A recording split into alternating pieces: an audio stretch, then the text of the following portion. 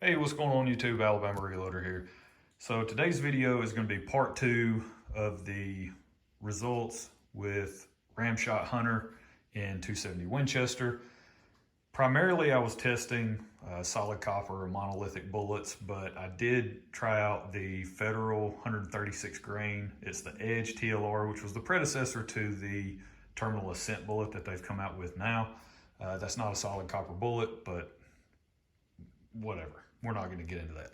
So I did test that one along with the others. So in total, tested 7 different bullets in my Tikka T3X 270 Winchester with Ramshot Hunter powder. This is part 2 of the results. So we're going to go over the Barnes 130 grain tip TSX, the Hornady 130 grain CX, the Federal 136 grain Edge TLR bullet, and the Barnes 85 grain, I think it's like a TAC TX or something like that. I actually think that bullet is geared toward the 6.8 SPC, but shot it in 270 Winchester just to see what would happen. Plus there's load data for it using that powder. So let's get right into it. This is gonna be a fairly short video. Just gonna go over these results. No range footage, no loading, all that's been done, whatever. Go check out part 1. We will start with the tip TSX that is on the top here. Again, keep in mind the 130 grain bullets, or almost all of the solid copper bullets that I shot, I use the exact same charge weights. So 55.5 grains of Ramshot Hunter and the 130 grain Barnes tip TSX. That group came in, 3-shot group came in about 1.25 inches, and velocity was 29.62, standard deviation 4.5. Moving up to 57.5 grains, it's these 3 shots here. 1, 2, 3. That came in 1.1449 inches. Velocity on it was 3069.2, standard deviation 1.4 on those 3 shots there. And then 57.5 grains, 59.5 grains. So I was jumping 2 grains each time. 59.5 grains with the 130 grain tip TSX. That turned in a really nice group, which by the way, I will say that after this group, I did make a scope adjustment. I came down 1 MOA. I was getting a little worried that I was just kind of hitting pretty high, and I didn't want to run the risk of something maybe going off paper. So I did adjust the scope down 1 MOA for this final group. And that came in, velocity was 3185.7, 4.1 standard deviation. And you can see the group size there, 0.609. So really, really good stuff there.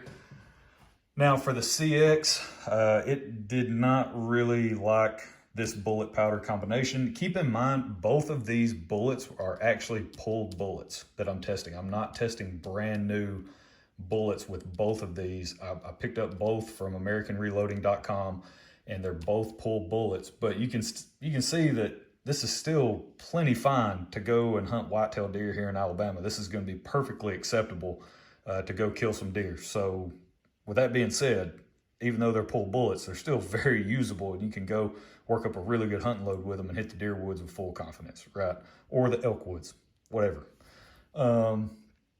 But the 55.5 grain charge, that came in at 1.306 inches, velocity 2965.9, 12.3 on the SD. That's one of the, I think I only had 2.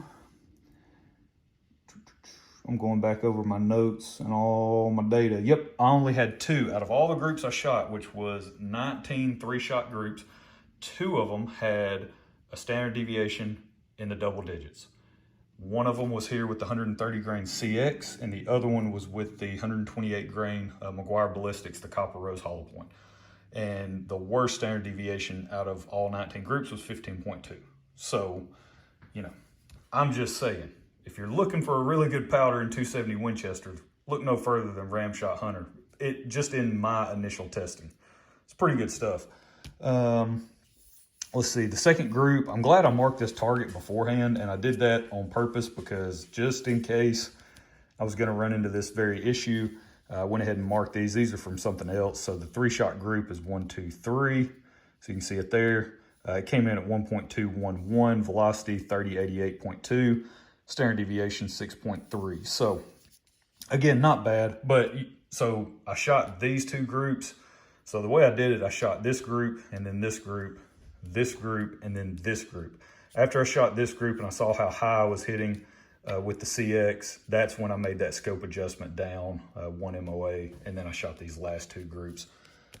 So here's the final group, 59.5 grains with the CX, came in at 3178.4, standard deviation 8.4, and 1.379. So again, not really anything super exciting when it comes to the CX, but keep in mind these are pull bullets. Not to say that there's not some amazing groups in between these charge weight jumps that I made, right? I mean, I'm jumping 2 grains every single time. So I would imagine you could find some accuracy somewhere within that window of powder charge that I'm testing. So really good stuff there.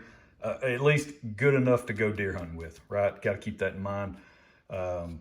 More than acceptable on any of these groups. I could go load them up and go kill deer right now. So the 85 grain Barnes, I guess TAC TX or whatever it is, tested that. There is load data for it in the, I think it's in the Ramshot manual. And I went with, let's see, I went with a 65 grain. Yeah, 65 grain charge, loaded at 3.1. My velocity was 3648.5, standard deviation 5.6, extreme spread 12.9, and there's the group. The group came in at a 0.842. Now, I would definitely go and send one of these into a whitetail deer just to see what it would do. The problem is that was my point of aim, that was my point of impact. So you could tell we're hitting a couple inches low and about an inch to the right, which is not the end of the world. I could definitely account for that when I'm in the field, so it's not really that big of a deal. If my shot distance is reasonably short, which typically it is, 150 and in, I could definitely account for that while I was in the field. Or just make a scope adjustment back up, sort of split the difference, right? Make a scope adjustment up, maybe 1 MOA, kind of bring this up, just split the difference somewhere, you know, in the middle.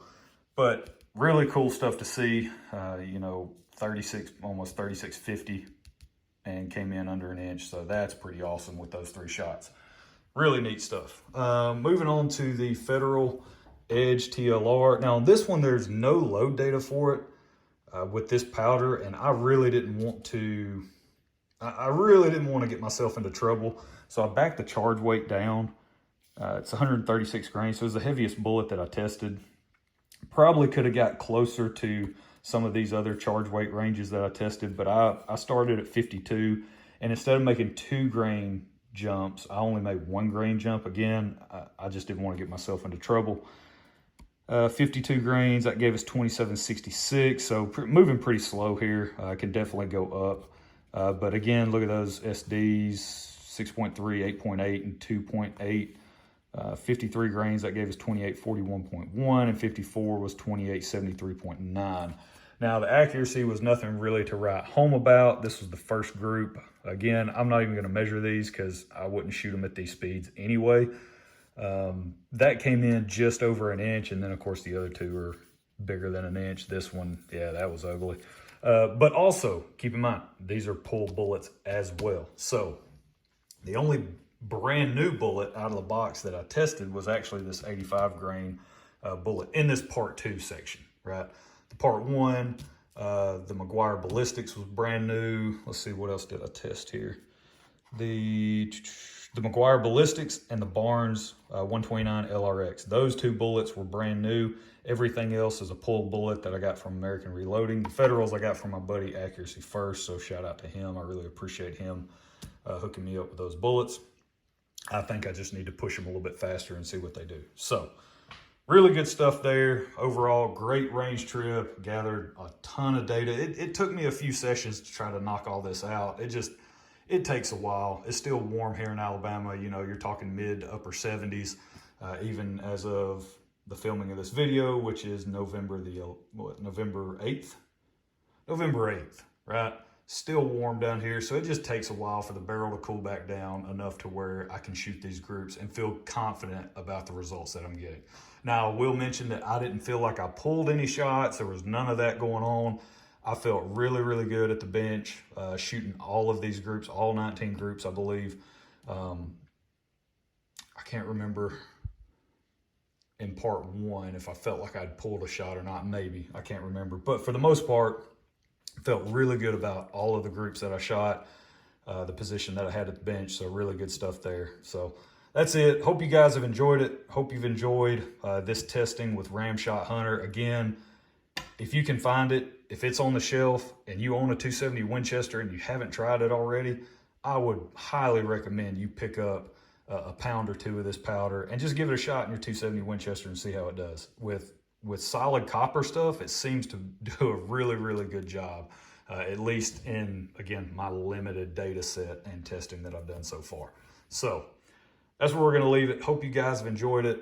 Again, huge thanks to Matt over at Mr. Big Guns in Huntsville, Alabama. That's actually the place where I picked up the Tikka T3X way back when. That thing's been shooting awesome. So great folks to deal with over there.